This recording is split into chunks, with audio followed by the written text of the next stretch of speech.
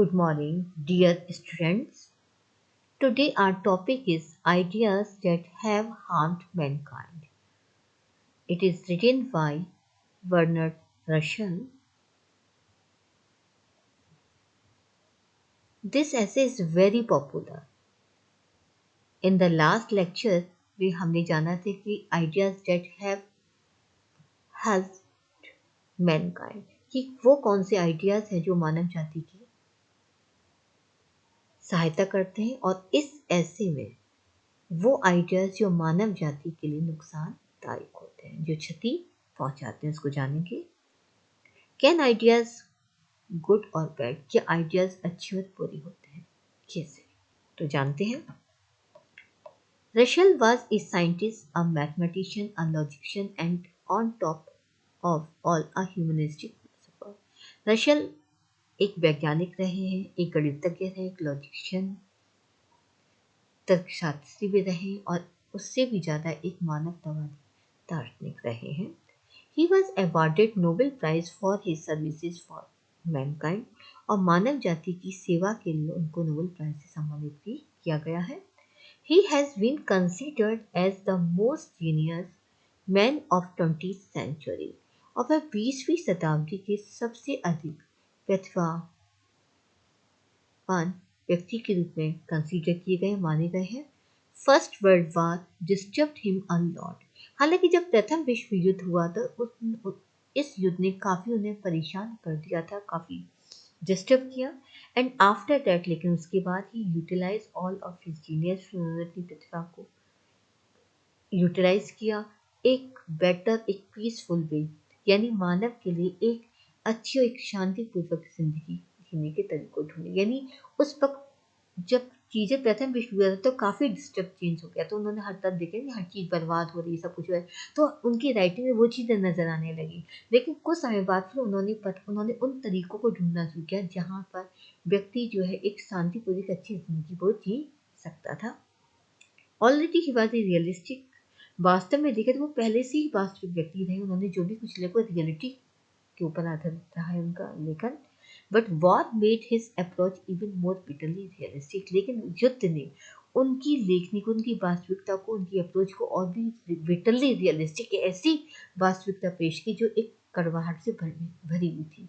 यानी जिसको देखकर कह सकते एक रियलिटी की ऐसी सच्चाई जिसमें कुछ मतलब ऐसे व्यूज है, कुछ ऐसी चीजें रही जो रियलिटी तो है लेकिन बहुत ही बिटरली कड़वी है, बहुत ही डेंजरस रही, वो हार्मफुल रही।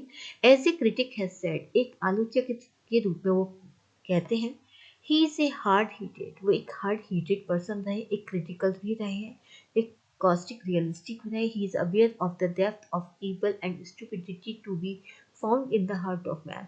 यानी वो कहते हैं कि अक्सर मनुष्य के दिल में जो स्टुपिडिटी, जो मूर्खतापूर्ण होते, कभी कभी व्यक्ति बहुत मूर्खतापूर्ण कार्य करने लगता है, या वो जो बुराई होती है, किस तरीके से बुराई की गहराई होती है, कहाँ कैसे बुराई आती है, उसके प्रति काफ़ी अभेद है। उन्होंने जिंदगी की वास्तविकता को समझा है, उसकी आलोचना भी की है और वो एक हार्ड ईटेड, यानी उन्होंने एक डिसिप्लिन वाले भी व्यक्ति भी रहे।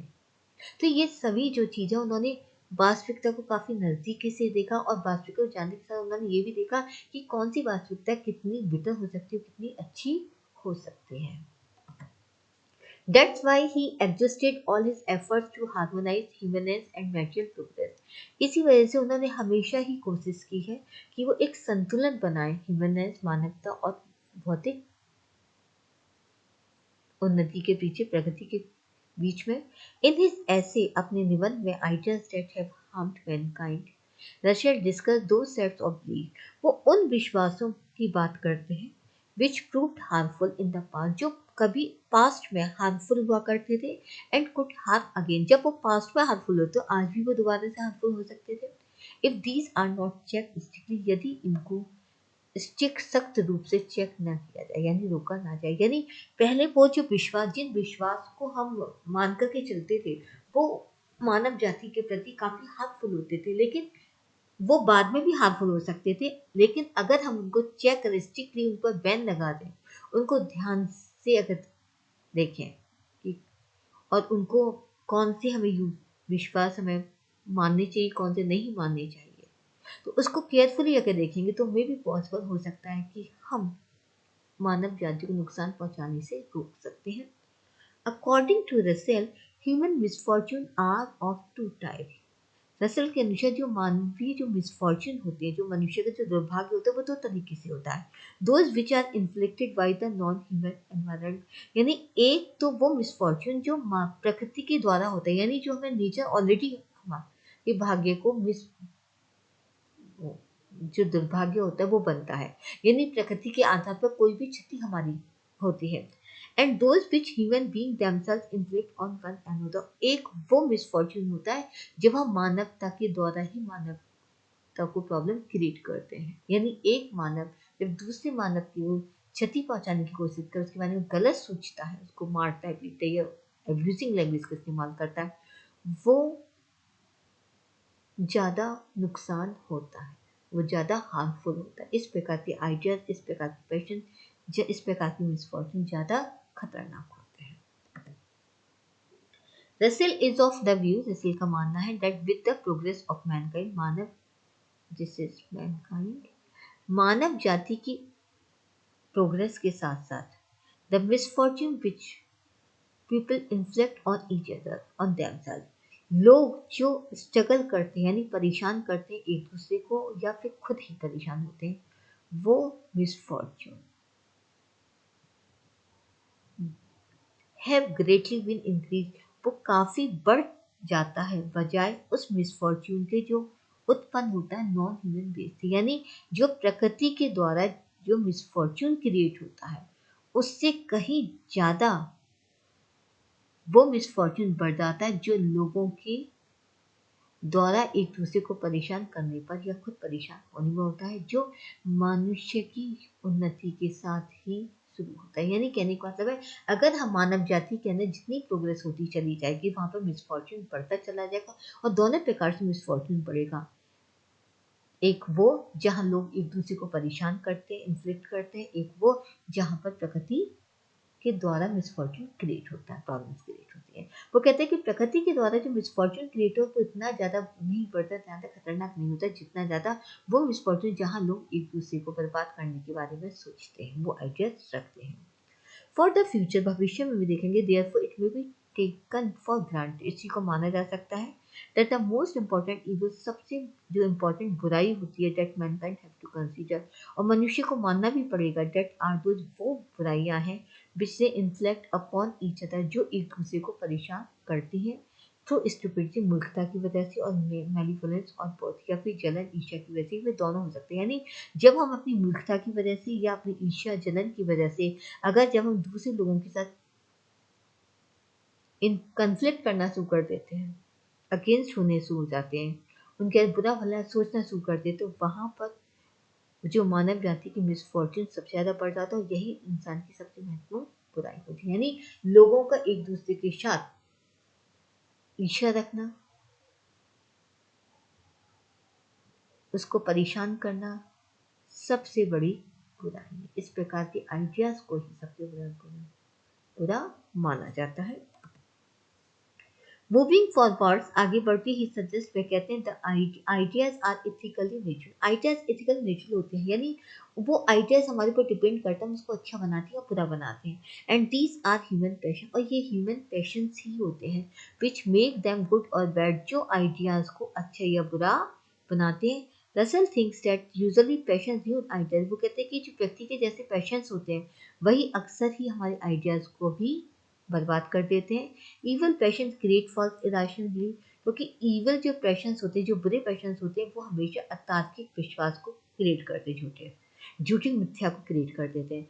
And ideas for their belief, और विचार फॉर देयर बिलीफ, उनके जो विश्वास होते हैं दैट कॉज हार्म, और वही होता है कि तो ऐसे जो फॉल्स इरेशनल जब बिलीफ होंगे तो वो नुकसान पहुंचाते हैं। एंड डिस्ट्रक्शन टू ह्यूमैनिटी, और वो मानवता को भी बर्बाद कर देते हैं। In example to this notion, इसी आधार पर वो कहते हैं Russell gives the psychological interpretation of the attitude of mobs during the days of the Spanish Inquisition. तो जब स्पेनिश कोर्ट में, मतलब कोर्ट के दिनों के दौरान, जब स्पेनिश की जब कोर्ट लगती है उन दिनों के दौरान मॉब्स जो भीड़ होती है, उनका जो एटीट्यूड होता है वो इंटरप्रिटेशन, साइकोलॉजी, एक मनोवैज्ञानिक तरीके से काम करता है। एट द टाइम उस वक्त हेरिटेड not believers but went alive as a righteous act, क्योंकि वहां पर जो नॉन बिलीवर होते हैं उनको जला दिया जाता है जिंदा, एज ए राइटियस एक्ट, सही एक्ट मानकर। कहने का मतलब है कि उसमें साइकोलॉजिकल इंटरप्रिटेशन क्यों होता है लोगों का साइकोलॉजिकल ये होता है कि वो साइकोलॉजी की तरीके से लोगों को इंटरप्रिटेट करने की कोशिश करते हैं कि ये हमारा धर्म है, हमारा मजहब यह सिखाता है, हमें ऐसा करना चाहिए, ऐसा नहीं कर। तो उसमें क्या करते हैं, कभी कभी नॉन बिलीवर जो विश्वास नहीं करने वाले होते हैं उनको, क्योंकि लोगों ने कहा कि हमारा धर्म कुछ कहता है लेकिन सामने वाले व्यक्ति उस धर्म को नहीं मानता, नॉन बिलीवर होते हैं, किसी धर्म को नहीं मानने वाले, तो ऐसे लोगों को वो लोग जिंदा जला देते हैं और अपने जिंदा जलाने के कार्य को वो राइटियस एक्ट का मानते हैं, वो बिल्कुल सही कार्य मानते हैं अकॉर्डिंग टू रसेल। लेकिन रसेल के अनुसार it is because of their cruel impulse, वो कहता है ऐसा इसलिए होता है क्योंकि उनके अंदर जो इम्पल्स होते हैं वो क्रूअल होते हैं, निर्दय होते हैं, ऑफ वॉचिंग द स्ट्रगल, क्योंकि वो स्ट्रगल को देखते हैं, end of Brunt man for life, और जिन वो व्यक्ति को जलता हुआ भी देखते हैं, यानी जिस व्यक्ति वो धर्म के नाम पर दूसरों को जलाता है और झगड़ता हुआ देख सकता है, तो इस व्यक्ति के अंतर्गत हमेशा क्रूअल इम्पल्स पाई जाती है और क्रूअल इम्पल्स की वजह से उसके आइडियाज बुरे हो जाते हैं। Russell thinks that this very impulse is also involved in people's justification of birth, और यही जो इम्पल्स होती है, यही जो क्रूअल इम्पल्स होती है, जब वो शामिल हो जाती है लोगों के अंदर तो वो युद्ध को भी जस्टिफाई करने लगती है, वो युद्ध को भी सही बताने लगती है। रसल कहते हैं कि people who are vigorous and brutal, वो लोग जो बहादुर होते हैं, ब्रूटल जो निर्दयी होते हैं, जिनके पास यानी क्रूअल इम्पल्स होती है, ऑफन फाइंड वार इंजॉय, वो तो युद्ध को ही करना चाहते, वो युद्ध को ही इंजॉय करते। जैसे कि पॉलिटिशियन की अगर मैं बात करें तो पॉलिटिशियन तो हमेशा अक्सर इसी चीज में रहते हैं कि लोगों के बीच में झगड़ा होता रहे या धर्म के प्रति लोग लड़ते रहें, और जितना धर्म के प्रति लोग लड़ते रहेंगे और उतना ही उनकी वो पॉलिटिक्स चलती रहेगी, उतने ही उनको वोट मिलेंगे। तो इस तरीके से वो बार को एंजॉय करते हैं, provided that it is victorious, और इसको वो विक्टोरियस बार कहते हैं, यानी वो अपनी जीत हासिल करते हैं इस बात में। And there is not much interference, ऐसा कोई इंटरफेरेंस नहीं होता रेप एंड प्लेंडर के साथ। रेप और प्लेंडर भी जो है इसी इंटरप्रिटेशंस का ही एक कारण होता है जो हमें ज़्यादा दिखाई नहीं देता, यानी रेप और प्लेंडर में नजर नहीं आता, लेकिन इस प्रकार की विक्टोरियस बात में भी नजर आते। क्रूअल इम्पल्स उसमें तो होती है रेप और प्लेंडर, जबकि करते प्लेंडर में होता है तो लूटपाट, जब होती है लूटपाट होती है, रेप करना होती है, तो यहाँ पर भी इविल इम्पल्स पाई जाती है।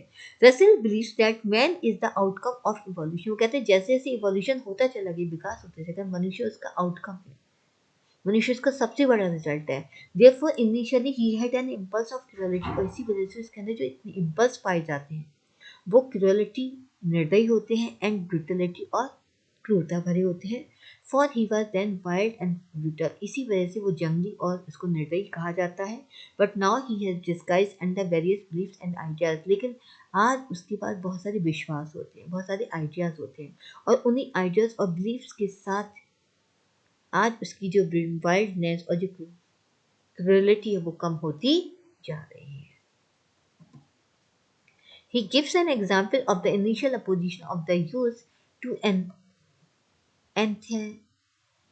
एनास्टिक्स फॉर वीमेन इन ऑपरेशन, वो कहता है कि हम एनास्टिक्स का एक इंजेक्शन देते हैं ऑपरेशन के दौरान, जब वीमेन का ऑपरेशन किया था तो एनास्टिक का ऑपरेशन देते हैं बेहोश करने के लिए। Russell thinks that the real cause behind this belief is man's inborn cruelty, वो कहते हैं कि मनुष्य की जो जन्म से ही जो क्रूरलिटी है वही उसके पीछे सबसे बड़ा कारण होती है। एज इट इज जैसे कहते हैं कि a dog, a wife and a walnut tree, the more you beat them the better they may be, तो एक डॉग, एक वाइफ, एक वॉलनट ट्री, इनको जितना ही आप जिस रूप में ट्रीट करेंगे वो चीज़ें उतनी ही अच्छी आपको मिलेगी। यानी अगर आप अच्छे रूप में ट्रीट करेंगे डॉग को, वाइफ को, वॉलनट ट्री को, तो आपको डॉग से जिस इम्पल्स के साथ आप बात करेंगे, बुरे इम्पल्स के साथ तो आपको काटेगा, और अगर प्यार भरे इम्पल्स के साथ अगर उसे ट्रीट करेंगे तो वो आपको वफादार बनेगा। उसी तरीके से वाइफ के साथ भी अगर आप रेस्पेक्ट बिहेव करेंगे तो आपको रेस्पेक्ट मिलेगा, और अगर आप वाइल्ड